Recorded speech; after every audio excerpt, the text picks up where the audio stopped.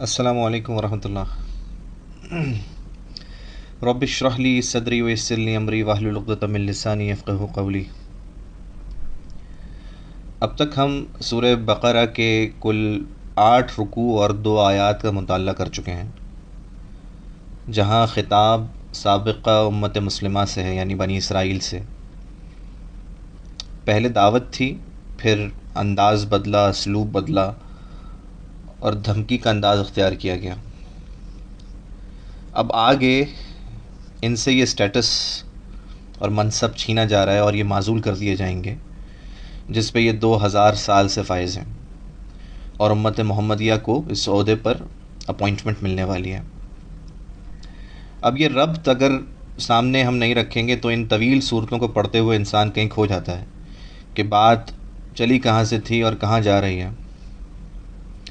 آیت نمبر 75 سے شروع کرتے ہیں۔ اعوذ باللہ من الشیطان الرجیم، بسم اللہ الرحمن الرحیم۔ افتطمعون ان یؤمنوا لکم وقد کان فریق منہم یسمعون کلام اللہ ثم یحرفونہ من بعد ما عقلوہ وہم یعلمون۔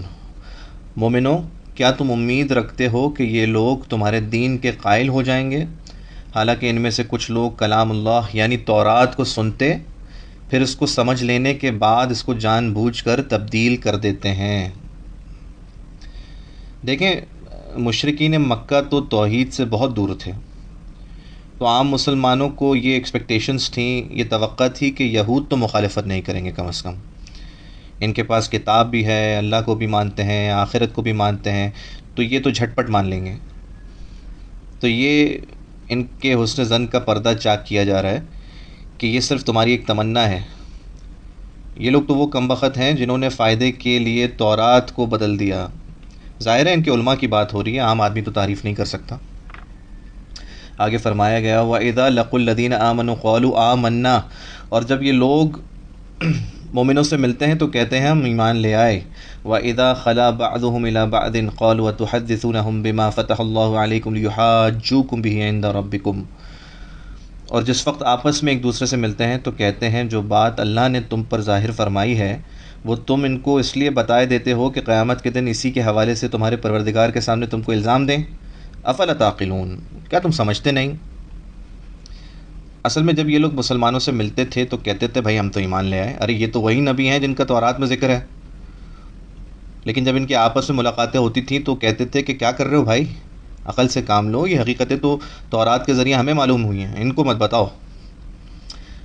اولا یعلمون ان اللہ یعلم ما یسرون وما یعلنون، کیا یہ لوگ نہیں جانتے کہ جو کچھ یہ چھپاتے ہیں، جو کچھ ظاہر کرتے ہیں، اللہ کو سب معلوم ہے۔ اللہ اکبر، اللہ نے ہر طرف سے ان کا محاسبہ کیا ہوا ہے، اللہ کو سب معلوم ہے۔ وَمِنْهُمْ أُمِّيُّونَ لَا يَعْلَمُونَ الْكِتَابَ إِلَّا أَمَانِيَّ وَإِنْهُمْ إِلَّا يَظُنُّونَ، اور بعض ان میں ان پڑھ ہیں کہ اپنے خیالات باطن کے سوا کتاب سے واقف ہی نہیں، اور وہ صرف ظن سے کام لیتے ہیں۔ دیکھیں، امی کا لفظ اصلاً تو مشرکین عرب کے لیے آتا ہے، لیکن یہ یہود میں بھی ایک پڑھا لکھا ان پڑھ طبقہ تھا، جیسے آج ہم مسلمانوں کا حال ہے۔ ہم پی ایچ ڈی ہیں، ڈاکٹرز ہیں، چارٹرڈ اکاؤنٹنٹس ہیں، لیکن پڑھے لکھے جاہل ہیں، قرآن کی الف ب ت بھی نہیں آتی۔ ہم میں کوئی بریلوی ہے تو وہ بریلوی علماء پہ اعتماد کرے گا، کوئی دیوبندی ہے تو وہ دیوبندی عالم پہ۔ تو الا امانیہ خواہشات ہوتی ہیں، یعنی وہ وشفل تھنکنگس اور وہ جھوٹی آرزوئیں جن کے سہارے ہم جی رہے ہوتے ہیں۔ فویل للذین یکتبون الکتاب بایدیہم، تو ان لوگوں پر افسوس ہے جو اپنے ہاتھ سے تو کتاب لکھتے ہیں، ثم یقولون ھذا من عند اللہ لیشتروا بہ ثمنا قلیلا، اور کہتے ہیں کہ یہ اللہ کے پاس سے ہے تاکہ اس کی عوض تھوڑی سی قیمت حاصل کر لیں۔ فویل لہم مما کتبت ایدیہم وویل لہم مما یکسبون، ان پر افسوس ہے اس لیے کہ اپنے ہاتھ سے لکھتے ہیں، اور ان پر افسوس ہے اس لیے کہ ایسے کام کرتے ہیں۔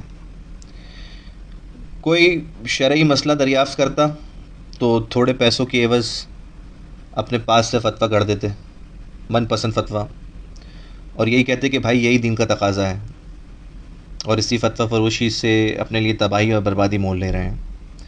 وَقَالُوا لَن تَمَسَّنَا النَّارُ إِلَّا أَيَّامًا مَّعْدُودًا، اور کہتے ہیں دوزخ کی آگ ہمیں چند روز کے سوا چھو ہی نہیں سکے گی، قل اتخذتم عند اللہ عہدا فلن یخلف اللہ عہدہ ام یقولون علی اللہ ما لا تعلمون، ان سے پوچھو کیا تم نے اللہ سے اقرار لے رکھا ہے کہ اللہ اپنے اقرار کے خلاف نہیں کرے گا؟ نہیں، بلکہ تم اللہ کے بارے میں ایسی باتیں کہتے ہو جس کا تمہیں مطلق علم نہیں۔ چونکہ we are the chosen ones of the Lord, یہ کہتے تھے یہ، تو دوسروں کی آنکھوں میں دھول جھونکنے کے لیے چند روز کی سزا ایسے ہی اللہ تعالیٰ دکھانے کے لیے دے دے گا ہمیں، جبکہ حقیقت یہ ہے کہ اللہ کی بابت جس بات کی نسبت کر رہے ہیں اس کا ان کے پاس کوئی علم ہی نہیں ہے۔ بلا من کسب سیئات واحطت به خطیئاته فاولئک اصحاب النار هم فیہا خالدون، ہاں جو برے کام کرے اور اس کے گناہ اس کو گھیر لیں تو ایسے لوگ دوزخ میں جانے والے ہیں۔ احطت، گھیر لیں سے کیا مراد ہے؟ ایک شخص سود خور ہے، باقی وہ نماز کا بھی پابند ہے اور دوسرے اعمال کا بھی، تو بدقسمتی سے اس کا ایک یہ گناہ اس طرح چھا جائے گا کہ ساری دوسری نیکیاں ختم ہو جائیں گی۔ سارے نیک کام بھی ہو رہے ہیں مگر سودی کاروبار ہے، رشوت کا استعمال ہے، تو یہ دیمک کی طرح سب صاف ہو رہا ہے، جیسے پوری چوکھٹ کو دیمک چاٹ جاتی ہے اور اوپر لکڑی کی باریک پر چھوڑ دیتی ہے۔ والذین آمنوا وعملوا الصالحات اولئک اصحاب الجنہ ہم فیہا خالدون، اور جو ایمان لائیں اور نیک کام کریں وہ جنت کے مالک ہوں گے اور ہمیشہ اسی میں رہیں گے۔ ایمان لائیں دین کی جامعیت پہ، کمپریہنسولی ایمان لائیں۔ یتیم خانہ کھول دیتا ہوں لیکن سود نہیں چھوڑوں گا، 5 وقتہ نمازی ہوں، تہجد گزار ہوں، لیکن رشوت کے بغیر کیا کروں، گزارا نہیں، تو ایسا ایمان اللہ تعالیٰ منہ پہ دے مارے گا۔ وَلَقَدْ آتَيْنَا مُوسَى الْكِتَابَ وَقَفَّيْنَا مِن بَعْدِهِ بِالرُّسُلِ وَآتَيْنَا عِيسَى ابْنَ مَرْيَمَ الْبَيِّنَاتِ وَأَيَّدْنَاهُ بِرُوحِ الْقُدُسِ، اور ہم نے موسیٰ کو کتاب عنایت کی اور ان کے پیچھے یک کے بعد دیگر پیغمبر بھیجتے رہے، اور عیسیٰ ابن مریم کو کھلے نشانات بخشے اور روح القدس یعنی جبریل علیہ السلام سے ان کو مدد دی۔ افکلما جاءکم رسول بما لا تہوی انفسکم استکبرتم ففریقا کذبتم وفریقا تقتلون، تو جب کوئی پیغمبر تمہارے پاس ایسی باتیں لے کر آئے جن کو تمہارا جی نہیں چاہتا تو تم سرکش ہو جاتے رہے، اور ایک گروہ کو تو تم جھٹلاتے رہے اور ایک گروہ کو قتل کرتے رہے۔ بنی اسرائیل دراصل رسولوں کو نہیں، نبیوں کو قتل کرتے رہے۔ یہاں لفظ رسول انبیاء کے معنی میں ہے، رسول اور نبی میں فرق ہم شاید پہلے بھی بیان کر چکے ہیں۔ دیکھیں، ہر نبی رسول نہیں ہوتا، البتہ ہر رسول لازماً نبی ہوتا ہے۔ جب کسی نبی کو کسی خاص مشن کے ساتھ کسی قوم کی طرف بھیجا جاتا ہے تب اس کی حیثیت رسول کی ہو جاتی ہے۔ اس سے پہلے یوں سمجھ لیجئے کہ وہ ایک اعلیٰ مرتبے پہ فائز ولی ہوتا ہے، وہ ولی جس پہ وحی نازل ہو رہی ہے، عام ولی پہ وحی نہیں آ سکتی۔ رسول اور نبی کے ضمن میں ایک بات اور سمجھ لیجئے کہ رسول قتل نہیں ہو سکتے۔ سورہ مجادلہ میں ہے کہ لازماً غالب رہیں گے میں اور میرے رسول۔ زکریا علیہ السلام نبی تھے، قتل کر دیے گئے۔ یحییٰ علیہ السلام نبی تھے، قتل کر دیے گئے۔ عیسیٰ علیہ السلام رسول تھے، قتل نہیں کیے جا سکتے تھے، آسمان پہ زندہ اٹھا لیا گیا۔ خود آپ صلی اللہ علیہ وسلم کو شہادت کی بہت تمنا تھی لیکن یہ آرزو پوری نہیں کی گئی۔ وقالوا قلوبنا غلف، اور کہتے ہیں ہمارے دل پردے میں ہیں۔ بل لعنہم اللہ بکفرہم فقلیلا ما یؤمنون، نہیں بلکہ اللہ نے ان کے کفر کے سبب ان پہ لعنت کر رکھی ہے، بس یہ تھوڑے ہی ایمان لاتے ہیں۔ ایسے الفاظ تو ہمیں آج بھی سننے کو ملتے ہیں، میاں ہمارے دل تو بڑے محفوظ ہیں، تمہاری بات ان میں گھر نہیں کر سکتی۔